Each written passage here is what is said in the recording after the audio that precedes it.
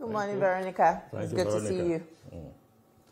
Yeah, just over the night we learned there was this surprise attack on the Just community again, Plateau State community again. About 51 people were murdered. I think in just 2 weeks you have over 100 people. It's quite a sad situation, and to think that we are always discussing it, dissecting it here on the table, it just goes to show when would the actual response start to this kind of, attacks, and a lot of lives are lost on a daily, some unreported. Exactly. These are what is reported. It's almost like every day lives are lost in Plateau State. A lot still needs to be done. Security agencies need to stand up to the occasion and respond swiftly. Also, government will. We saw the government crying out. It's time for action, I believe. Real action from both the federal government and the state government. Yeah. It's quite a sad one. So now, thanks. Let's go to what we have for you on the table this morning. And thanks for staying tuned to TVC Breakfast. We are live from our studio here in the nation's capital. And the federal government has predicted heavy rains and floods in 30 states and the Federal Capital Territory, Abuja. The Minister of Water Resources and Sanitation, Joseph Utsef, said coastal and riverine flooding will be experienced in some parts of the south-south geopolitical zone of the country due to a rise in sea level. Mr. Utsef stated this during the public presentation of the 2025 Annual Flood Outlook by the Nigeria Hydrological Services Agency in Abuja. Now, the 2025 Annual Flood Outlook AFO was segmented into 3 parts to address the pressing challenges of flood disaster and provide information for mitigation, especially in most vulnerable communities. The minister disclosed that flooding remains one of the most devastating natural disasters in Nigeria, with climate change accelerating its frequency and severity. He revealed that 1,249 communities in 176 local government areas across 30 states and the FCT fall within the high-risk flood zones this year, while an additional 2,187 communities in 293 local government face moderate flood risk. Key risk areas include Abia, Benue, Lagos, Bayelsa, Rivers, and Jigawa, among others. To improve early warning and response system, this year's AFO introduced a community-based flood forecasting approach. Rather than just general predictions, forecasts are now tailored to specific communities, enhancing actionable communication and preparedness at the grassroots level. For more on this impending flood and what states are doing to avert any disaster, let's speak with the Director, Planning, Research and Forecasting of NEMA, Onimode Abdullahi Bandele, who is live with us here in the studio. It's good to have you this morning. Thank you for having me. Good morning, Nigerians. Good morning. And joining us via Zoom, we have the Commissioner for Environment, A.B. Benson Ololo. It's good to have you on the program this morning, Mr. Ololo. All right, I hear he will join us shortly, but let's start with you. Every year we hear flood alerts, yet when flood comes, the response is often delayed and the damage keeps getting worse. Why is this always the case, and what's causing the delay, and what's being done to change this pattern? Thank you very much. I listened to your narrative before the start of the program. NEMA as an organization, learning from our experience at the beginning of the year, we had an after-action review of our response for 2024. After this, we looked at the seasonal climate prediction by NIMET, and going forward, we had to re-strategize where we brought out with our technical partners the climate implication of the prediction before the release of AFU. Yes, sometimes you find delays in response, but this year, like I said, after the action review, NEMA drew up an action program actionable program for preparedness first, because you need to let the people know that these are the predictions, these are the likely things that will happen, and this is what we expect the communities to do. As I speak with you, after that meeting, NEMA has put together the climate implication, and letters have been written to governors to say, look, your state is likely to be flooded. This is what you expect to do. SEMAs in the state should bring stakeholders together.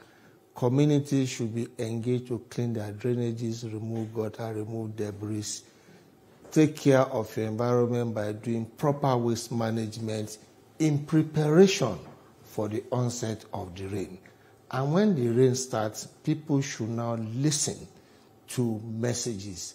The climate implication of this prediction, NEMA has further gone down to translate into 3 Nigerian major languages: Igbo, Hausa, Yoruba. And we have encouraged states to please translate it to local dialect. I'm from Kogi State, take for instance. You could say there are Hausas, but what about the Okuman, who are my people? Yeah. What about the Ibiraman? What about the Galaman? Talk of the Basa person. So we encourage state government to say, okay, NEMA has sent in these messages.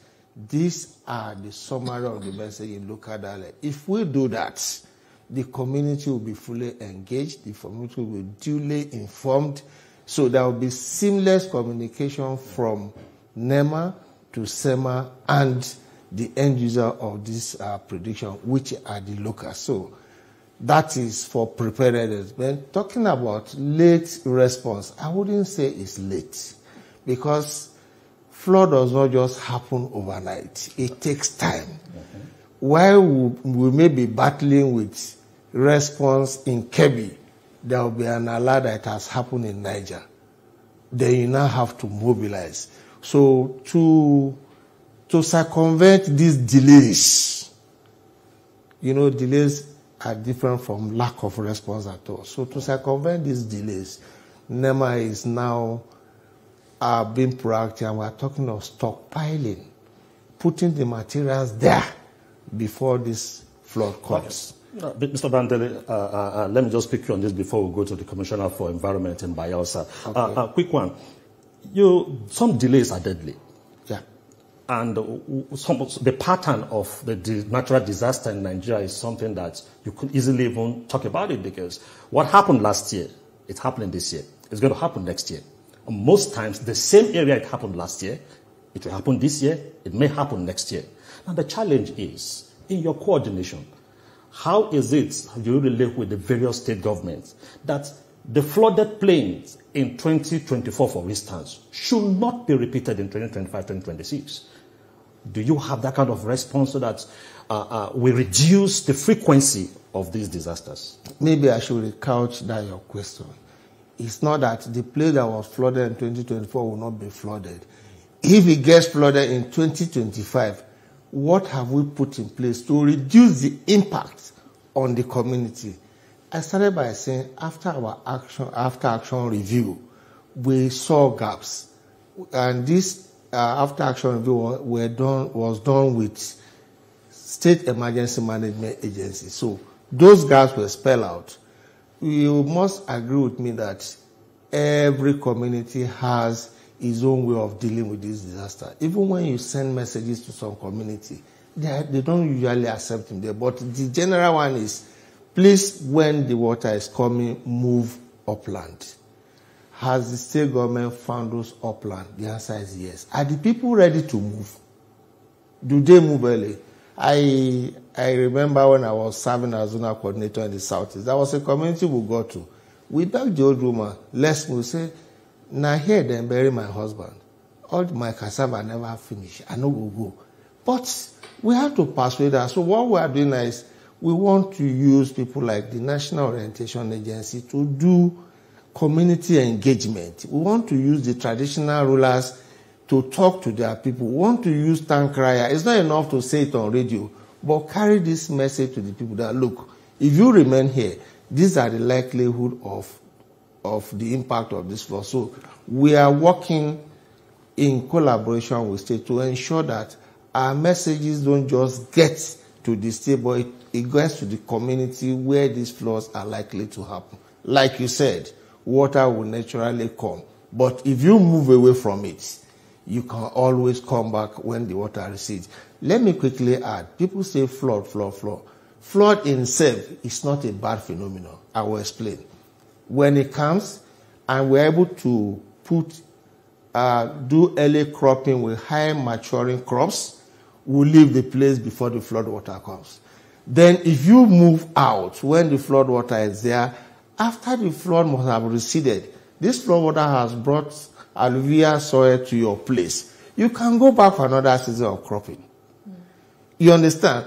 But we need to let the public understand that flooding itself is not an albatross, but rather we should plan to take advantage of this flood water when it comes. Well, sensitization is truly necessary and taking advantage of the situation rather than dwelling on the disaster. Well, Mr. Ololo, are you here with us? Yeah, I'm here. I'd like to ask you, Bayelsa is known to be one of the high-risk flood areas in the country. Every year, communities get flooded, homes are lost, and lives are disrupted. Critics say the Diri administration hasn't invested enough in preventing and managing these disasters. Can you confidently say that the government is doing enough this time around? And what new strategies and investments have been made to protect lives and properties? Okay, first and foremost, thank you for having me here, and good morning to Nigerians. Good morning. Bayelsa happens to be one of the states where the predictions mentioned that we are going to be having flooding, and excessive flooding for that. So we're aware of the NIMET's prediction, that's the Nigerian Meteorological Agency, regarding the 2025 SCP, that's seasonal climate predictions. And we as a state, we do not joke with data, first and foremost. It was based on the data we're able to gather that we're able to achieve the much we achieved for last year's flood. Bayelsa happens to be one of the flood-prone states in Nigeria. I think that is basically because of our topography and also our geographical locations. Now, we are at the bottom of the basin. It's like you have a basin, for a case study, you have a basin now, and something flows from the top of the basin to the bottom of the basin. And that is where we are located in the Nigerian geographical location. And when you have a situation like that, it only behoves on, of course, the flood, which is a natural disaster, to flow through states from the middle belt down to the south. And when it comes to the south, it happens to flow through Bayelsa State. Bayelsa State happens to be one of the states it flows through. It does not just flow through the states, maybe some few local governments in the state, but it also flows through the state capital, that is to say, Yenagoa per se. I want to take us back to what we were able to achieve last year before I come to what we intend to achieve this year. Last year was one of the years where a huge flood was predicted by also NIMET. And we did not just listen to the predictions, but went into actions that have not been done before. That is what we did. Of course, from records, it shows that in 1969, there was this huge flood too that passed through Bayelsa State, then Rivers State. And after then, we gathered our data. There was a flood in 2012, which was very massive. There was a flood in 2018, which was also massive, but not as much as that of 2012. After then, we had another small flood in 2019, and there was this one in 2022, which was massive. The last one was the one of last year. But what did we do to achieve what we achieved for last year? We gathered data. We ensured that the mistakes that were made in the past were not made. And what we did was to open up our canals and to create awareness, which was the first thing we did. We did create awareness. We did a lot of sensitization, both in our local dialects and in Pidgin English and also in English. We did not stop by going to the radios or going to the TV stations. We also went to the nooks and crannies of most of the communities, sent people from various ministries. There was a good work done by the Flood and Erosion Directorate in collaboration with the Ministry of Environment. And I would say that it was the handiwork of collaboration that gave rise to the success we got regarding what we did pertaining the flood.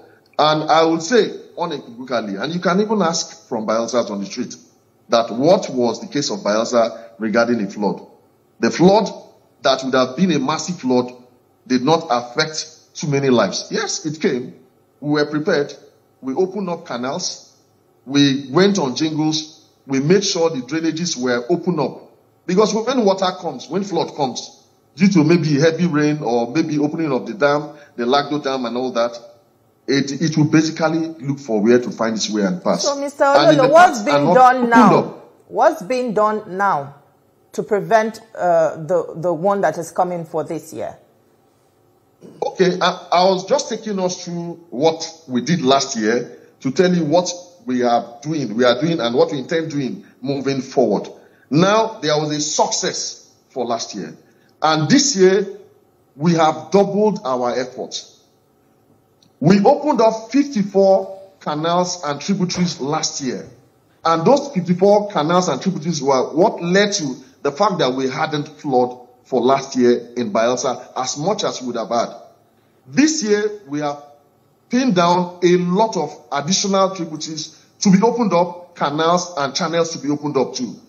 Of course, some of these floods that are internal are based on human activities too, which you are also aware. Issue of, dumping refuse on drainages and all that, we have cautioned against it. And we have prosecuted some people too. And we intend to prosecute more because some of these activities are what gives rise to internal blockages in the capital city. Honorable Commissioner, let me pick you on this particular one. You said human-made activities, dumping refuse. One of this major problem is the non-degradable particles that are dumped. People say it is within the capacity of the various states, not just Bayelsa, the various state governments, to stop the use of non-degradable elements like nylons and all that. If you go across our streets, you talked about the canals you open up. Now, if you go back to those canals, you realize that these non-degradable have blocked the various canals.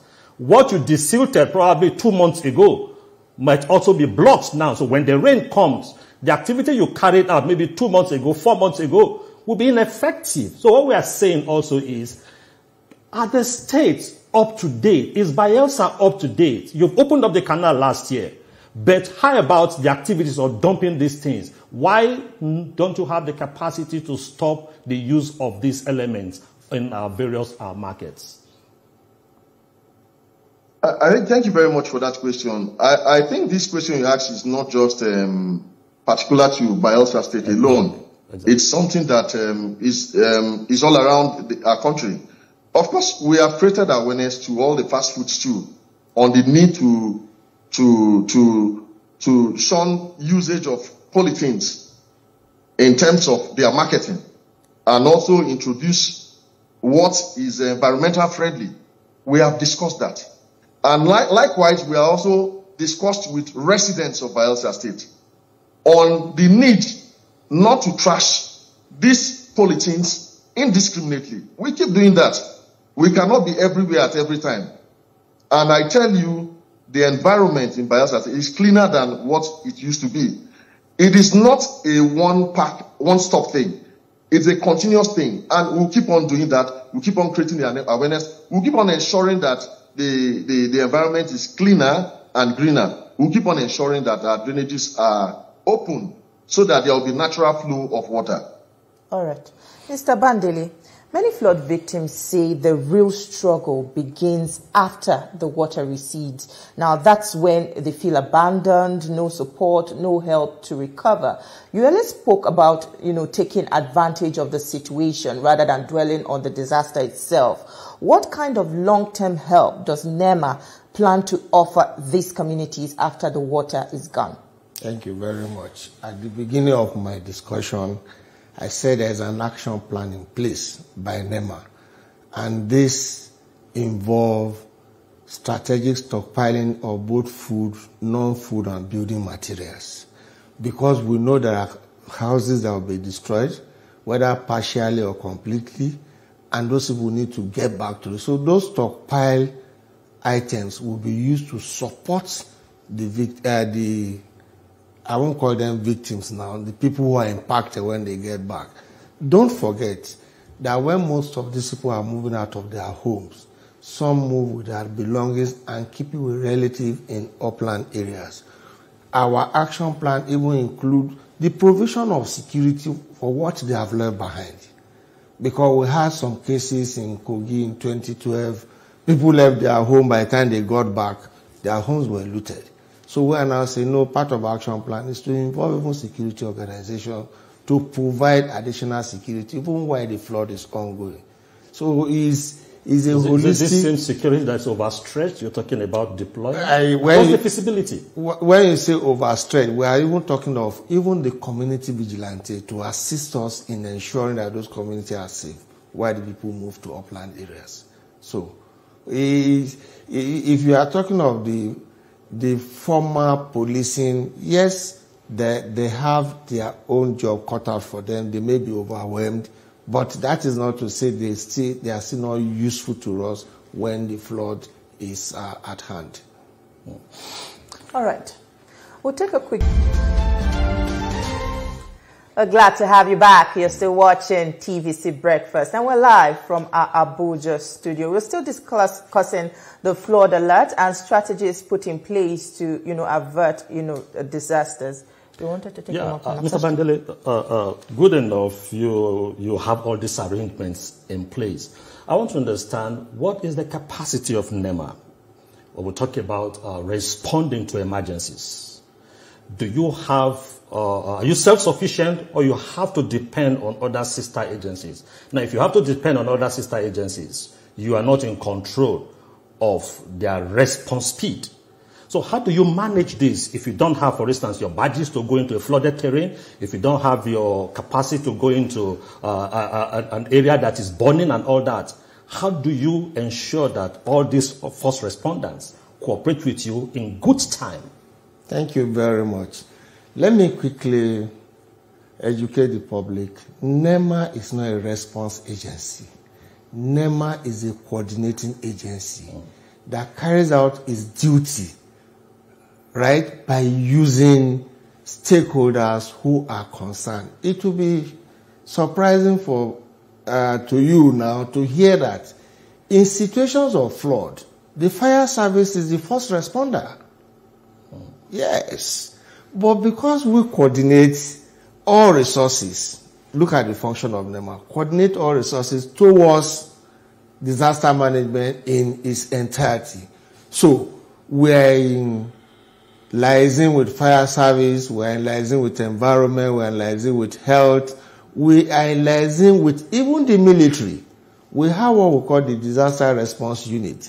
These people are selected formations of Nigerian Army, the Navy, and Air Force that assist us to provide succor to disaster victims.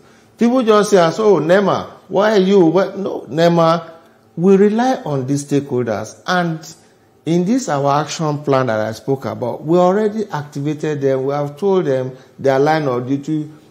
Budgetary provision has been made to assist these stakeholders when they give us their services. Take, for instance, you have a camp as an after effect of evacuation. You are likely to have issues with disease. You are likely to have issues with refuse management.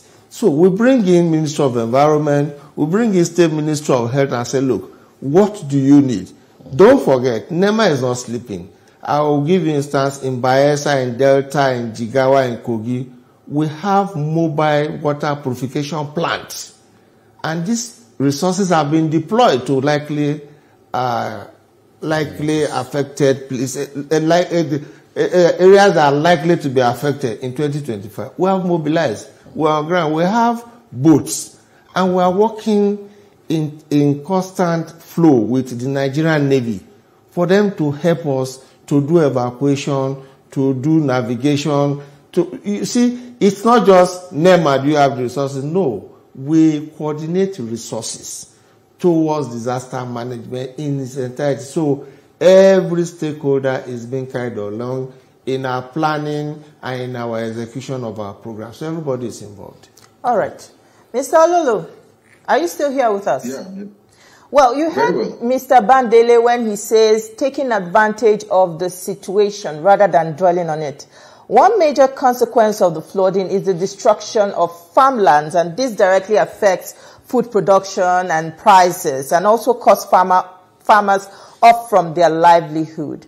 How is the state planning to make up for the shortfall in food supply? Are there any support system in place for affected farmers? And is there any strategy or maybe a reform that the state is planning to engage in taking advantage of this coming disaster?